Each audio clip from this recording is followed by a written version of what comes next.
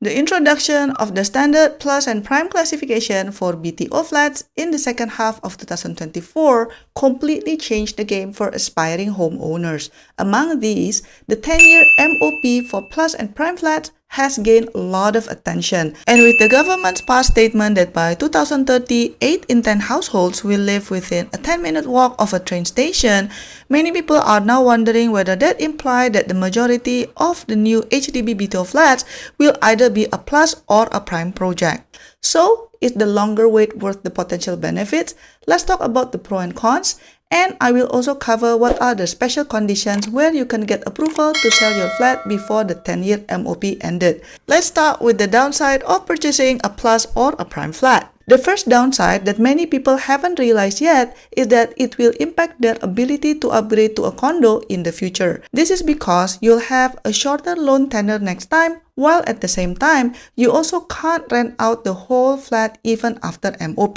Let's discuss this using an example. Let's say that a couple bought a Plus BTO project and they are both 30 years old. Assuming the construction time is 5 years and it's another 10 years to finish the MOP, that means they will be 45 years old by the time they can sell their HDB flat. Let's say you want to finish all of your condo mortgage loan by 60 years old.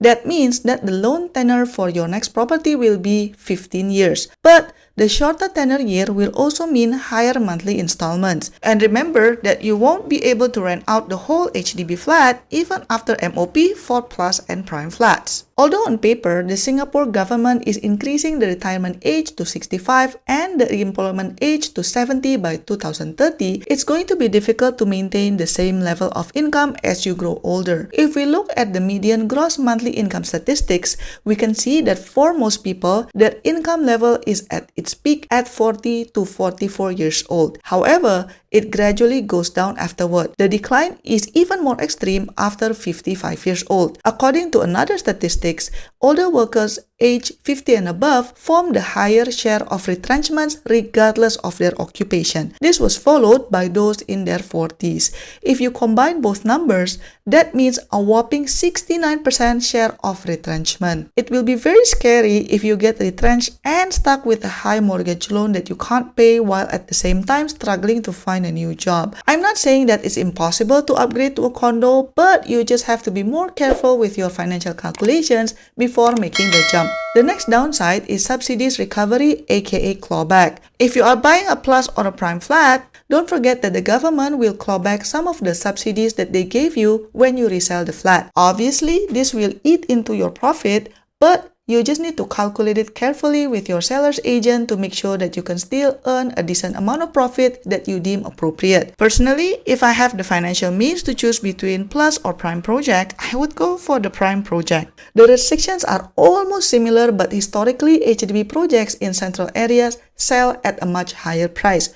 So, hopefully, even with the subsidy clawback, the majority of the proceeds still go into your pocket. Another downside with Plus and Prime flat is that it will be more difficult for you to adjust your housing situation due to life stage changes. If you have young kids and your flat doesn't have a nearby primary or secondary school within 2 kilometers, this can be a problem. As you know, in Singapore, school admission still takes the distance between home to school into consideration. So you definitely need to research and ensure there are a good amount of schools around the vicinity before applying for a BTO project. This is important because some BTO projects still have nearby preschools and primary schools, but don't have any nearby secondary schools. I know that some parents actually plan their housing strategy depending on which good school they want their child to enter.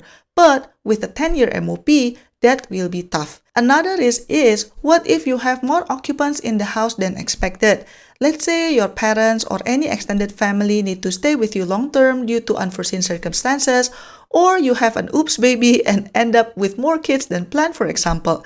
The flat that you originally bought might all of a sudden feel too small. The next downside I can think of is that you might have to endure difficult situations. 10 years is a very long time, especially if you are not happy. If you happen to have a neighbor from hell, or facing the expressway, or facing the dumpster, or you might change job location, etc., you're pretty much stuck in the flat at least for a decade. Since you are not allowed to rent out the whole flat even after MOP, that will limit your options. Either you need to sell your house after MOP, or be patient and try to resolve whatever issue you might have with the house or with the neighbors. But of course, not all are doomed. There are positive sides that come with a plus or a prime flat. The first positive aspect of plus and prime flats is the location. Plus flats are located in desirable spots across Singapore. It might not be near the CBD, but it's usually near an MRT station and amenities. This means a plus flat could be located in Woodlands or even in Punggol as long as the location is considered to be convenient. Prime flats go a step further, where they are located in prime central locations such as Red Hill, Toa Payoh, Queenstown, etc. Usually, these flats have higher potential property value in the long run. Think about the kind of HDB flats that can sell for over $1 million. I tried to do a rough calculation using home calculators online, and it seems like even with the $14,000 income ceiling for the potential resale buyers, you might still be able to sell the flat for above $1 million. Of course, that is assuming it's in a great location, on a high floor, in a great condition, etc. The next positive point is something that not many people talk about, which is the higher BTO chances. Looking at several prime flat launches recently, if you notice, the application rate is not as high as it used to be. Let's look at the December 2023 BTO application rate for 4-room flats. As you can see, the application rate for Bishan Sin Ming residences is 3.2. Even Woodlands Beacon and Urban Rise application rate is 2.1, but the application rate for a 4-room flat for Alexandra Peaks at Bukit Merah is only 0.8, while Ulu Pandan Vista at Queenstown is only 0.6. The key difference is both Alexandra Peaks and Ulu Pandan Vista were launched as prime flats. So it seems that all of the restrictions that come with a prime flat really did deter some segments of the population, hence the softer demand. If this trend continues, this might mean you can have less competition if you apply for a plus or prime flat. At least until the market gets used to the 10-year MOP and other rules, then after that, they might flock to any project that is in a good location again. Another edge that the plus and prime flats have is the enhanced subsidies. Since they are located in more desirable areas, naturally the historical prices in those areas are relatively high. To even the playing field, the government is giving more subsidies for plus and prime flats to ensure they remain affordable. Note that, however, some of those subsidies will be clawed back when you sell the flat in the open resale market after MOP. The next positive side of the new HDB classification is that it does curb speculation and hopefully moderate the HDB resale prices, at least in the long run. We can get into a whole debate on why the new classification doesn't apply to the existing HDBs and is only implemented for new BTO launched after mid-2024, but that's a separate discussion. The longer MOP discourage flippers who don't really need affordable housing but just want to quickly resell it after MOP to make some profit. And it's not just the longer MOP that serves as a break. Plus and prime flats also come with restrictions on ceiling income for the resale buyers of $14,000. Couples who are both PRs cannot buy, and condo downgraders under 55 years old now has to wait for 15 months before trying to enter the HDB market. With all of these measurements in place, the expectation is that the HDB prices will be moderated. If you are concerned about the 10-year MOP, you might be wondering, is there a way to sell your HDB flat before the MOP ends? The answer is actually yes. You can appeal to HDB by using e-form on their website. The decision will be fully up to HDB and they will review case by case. So, it's very important for you to share any relevant document that can support your application. But just note that according to online forums, for those who have tried to apply for an exception, the review time can take 6 months to 1 year. So, you need to consider whether you still want to try to get an exception or just wait it out until the MOP has ended. And do note that selling your HDB before MOP doesn't necessarily mean you are allowed to sell in the open market. There are situations where you need to sell back the flat to HDB, which means that most likely you cannot count on gaining a profit. In general, here are some of the situations that typically get excused. Number 1 is divorce.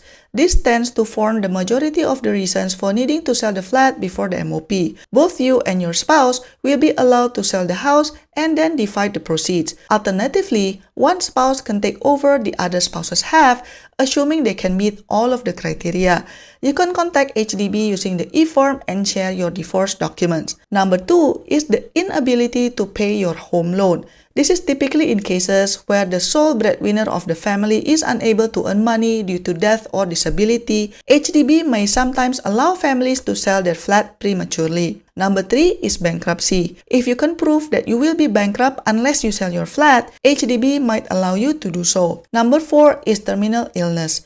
This will be evaluated on a case-by-case basis, and obviously you will need to provide your medical records and statement letter from your doctor. Number 5 is the loss or renouncement of citizenship. For example, if you're planning to move abroad permanently, HDB may give their permission for you to sell your house earlier. If you give up your citizenship, you'll also be able to get your CPF money back. If you don't want to deal with this 10-year MOP, you can still buy the standard older resale HDB that was launched prior to mid-2024 because they still have the typical 5-year MOP.